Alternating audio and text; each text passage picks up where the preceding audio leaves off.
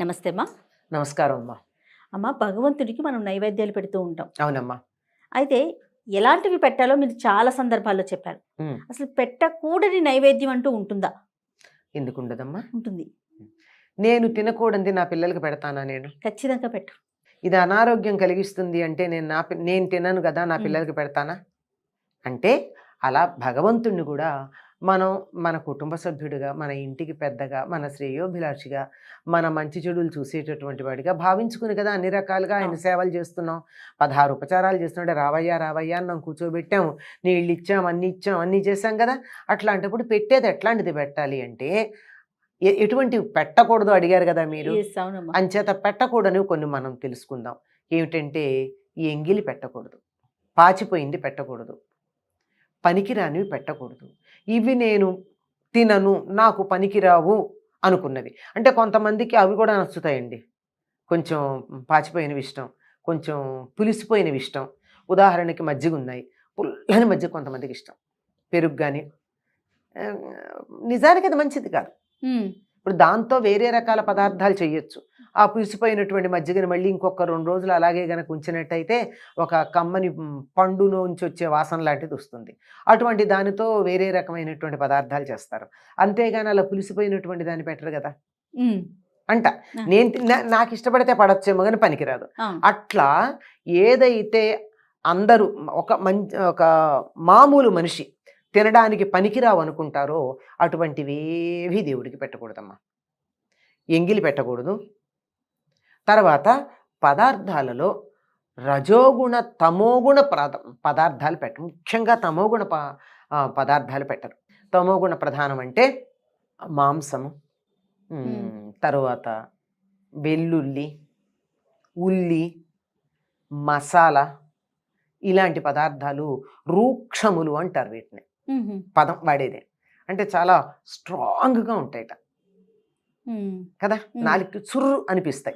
ఇలా చుర్రు అనిపించేటటువంటి పదార్థాలు దేవుడికి నివేదనగా పెట్టరు. ఎందుకంటే భగవంతుడు శుద్ధ సత్వ స్వరూపుడు. మన ఇంట్లో పసిబిడ్డ ఎలా ఉంటాడో అంత స్వచ్ఛంగా ఉంటాడు, అంత సుకుమారంగా ఉంటాడు. అందువల్ల అటువంటి పదార్థాలు పెట్టరు. అట్లాగే మనకి కొన్ని పదార్థాలు పెట్టకూడదు అని చెప్తారమ్మా. ఏమిటంటే ఇప్పుడు మనం వాడుతున్నారు అందరూను, సహజం కానివి పెట్టకూడదు. సహజం కానివి ఉన్నాయా? ఉన్నాయి. యాపిల్ ఉంది. యాపిల్ సహజమైన పండు కాదు. ఆ లోపల ఉన్న గింజలు చుట్టూతా ఒక పొర లాంటిది ఉంటుందే, ఇలా పొడుగ్గా ఉండి మధ్యలో గింజలు ఉండేది, ఆ భాగం మాత్రమే పండు. ఈ యాపిల్ అంతా కూడా దాని బయట ఉండే పువ్వుకు బయట ఉండేటటువంటి రక్షక పత్రాలు అవన్నీ అలా పండులాగా తయారైనవి. ఎట్లా అయితే బోగన్విలియాలో రంగులు ఉన్నాయే, ఆ రంగులన్నీ రక్షక కవచం, ఆకర్షణ పత్రాలు కాదు, రక్షక పత్రాలే. అసలు పువ్వు లోపల తెల్లగా ఉండే ఇంతదే పువ్వు. అంచేత బోగన్విలియా పువ్వుతో పూజ చేయం కదా, కాగితం పూలు అంటాం వాటిని మనం.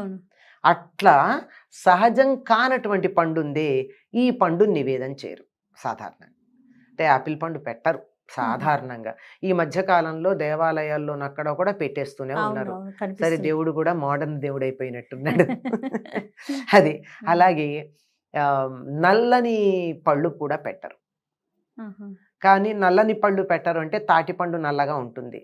ఈ తాటిపండునే పోకల దమ్మక్క పెట్టింది, అది తప్ప మరొకట్లేక ఆవిడ భద్రాద్రిలో. ఇంకా అయితే లోపల నలుపుగా లేదు కనుక అది పనికొస్తుందో మనకి తెలియదు. నల్లగా ఉంటుందమ్మా తాటిపండు. మరి నల్లని పెట్టకూడదని నేరేడు పళ్ళు పెడతాం.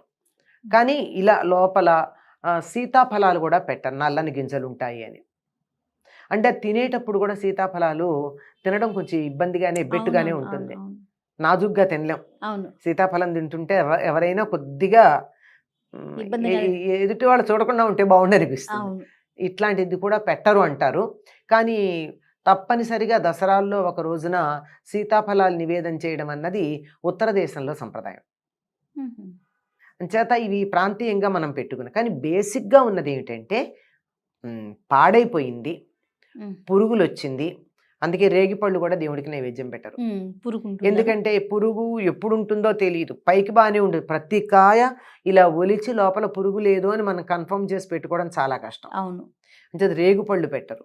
ఇట్లా ఏవైతే పురుగులుండి కుళ్ళిపోయి ఉండే అవకాశం ఉందో అటువంటి వాటిని దేవుడికి నివేదనగా చేయడానికి ఇష్టపడరు. పెట్టకూడదని మాత్రం చెప్తారమ్మా. మనం ఏ ఆహారం తింటామో అది పెట్టాలి అని మనకు ధర్మశాస్త్రం చెప్తోంది. ఎందుకంటే రామాయణంలో తండ్రి చనిపోయాడు అని అరణ్యవాసంలో ఉన్న రాముడికి భరతుడు చెప్తే రాముడు వెళ్ళి గోదావరిలో స్నానం చేసి తండ్రికి తర్పణాలు ఇచ్చి, జలతర్పణాలు దగ్గరుండి చేయలేకపోయాడు కదా, వినంగానే తర్పణాలు ఇచ్చి ఆయనకి పిండ ప్రదానం చేస్తాడు. దేంతో చేస్తాడంటే గార పిండితో చేస్తాడు. ఆ గార చెట్ల నుంచి గింజలు తెచ్చి దాన్ని రాతి మీద నూరి అవే దగ్గరుండి దాన్ని అలా పిండిగా దేంతో కలిపారు, రేగు పళ్ళ గుజ్జుతో కలిపి చేసి అక్కడ పెట్టారు. అందుకే మీకు చిత్రకూటం వెళ్తే తప్పనిసరిగా రేగుపళ్ళు కొనుక్కోండి, తినండి అని చెప్తూ ఉంటారు. గమ్మత్తు ఏంటంటే అక్కడ రేగుపళ్ళల్లో మీకు ఒక్క పురుగు కూడా ఉండదమ్మా. ఎంత విచిత్రం కదమ్మా. చిత్రమే. ఆ రేగుపళ్ళు అంటే దాన్ని అంతా పిసికి గింజలు తీసేస్తే గుజ్జు వస్తుంది. ఆ గుజ్జులో ఈ గారపిండి కలిపి ఇలా ఉండలు చేసి తండ్రికి పిండి ప్రదానం చేశాడు. అవి చూసి కౌసల్య బాధపడుతుంది. ఎందుకంటే ఇంకా రాముడిని కలవలేదు ఆవిడ, ముందరి చూస్తుంది. అంటే నా కొడుకు అంతఃపురంలో రకరకాల పదార్థాలు తినేవాడు, ఇది తింటున్నాడు అనమాట. తానేది తింటే అది పితృదేవతలకు పెట్టాలని చెప్తారు కదా, తింటున్నది పెట్టాడు, నా కొడుకు ఇది తింటున్నాడా అని ఆ పిండాలు చూసి బాధపడుతుంది ఆవిడ. అంచేత మనం ఏ ఆహారం తింటామో అది కూడా సాత్విక ఆహారమే, అదేమీ పనికిరాంది కాదు కదా, సాత్వికమైనటువంటి ఆహారమే. అటువంటిది మనం ఏం తింటుంటే అది పెట్టాలి అని చెప్పి చెప్తారమ్మా. అంతేగాని ఇప్పుడు గమ్మత్తుగా కొన్ని చోట్ల దేవాలయాల్లో నాకు ఆశ్చర్యం కలిగించే విషయం ఏమిటంటే స్వీట్ షాపుల నుంచి లడ్డూలు, కోవాలు తెచ్చి దేవుడికి నైవేద్యం పెడుతూ ఉంటారు. చేయకూడదమ్మా, అందరికీ పంచచ్చు. ఎదుటి ఉన్న వచ్చినటువంటి వాళ్ళందరూ దైవస్వరూపాలను భావించి వాళ్ళకి పంచచ్చు, తింటారు కనుక. కానీ దేవుడికి నివేదన చేసేది మాత్రం మనంతట మనం శుచిగా ఉండి తయారు చేసిందే పెట్టాలమ్మా. వండేటప్పుడు శుచిగా ఉండాలి. పాచి బట్టలతో వండింది దేవుడికి పెట్టకూడదు, అది ముందర ఇంకో ముఖ్యంగా చెప్పాల్సింది. మనం స్నానం చేసి దేవుడికి నివేదన చేయాలనుకున్న వాళ్ళు స్నానం చేసి మంచి బట్టలు కట్టుకుని, మడి అని అంటే ప్రత్యేకం పూర్వకాలం మళ్ళు వేరే ఉండేవి. అప్పుడు కూడా నిజానికి మడి అంటే ఏమిటంటే ఏ రకమైనటువంటి ఇన్ఫెక్షన్స్, క్రిములు, కీటకాలు లేకుండా శుచిగా ఉండడం అని. మనం ఉతికి ఆరేసుకున్నటువంటి వస్త్రం ఉంటుంది కదా శుచిగా ఉండేది, ఆ వస్త్రాన్ని ధరించి కాలకృత్యాలకి వాటితో వెళ్లకుండా అప్పుడు మనం శుచిగా వండి పెట్టాలి తప్ప దైవానికి ఎవరో వండింది లేదా పాచిబట్టలతో వండింది, స్నానం చేయకుండా వండింది, అలాంటివి పెట్టకూడదు, నివేదన పెట్టకూడదు. తప్పకుండా. నమస్తే. నమస్తే అమ్మా.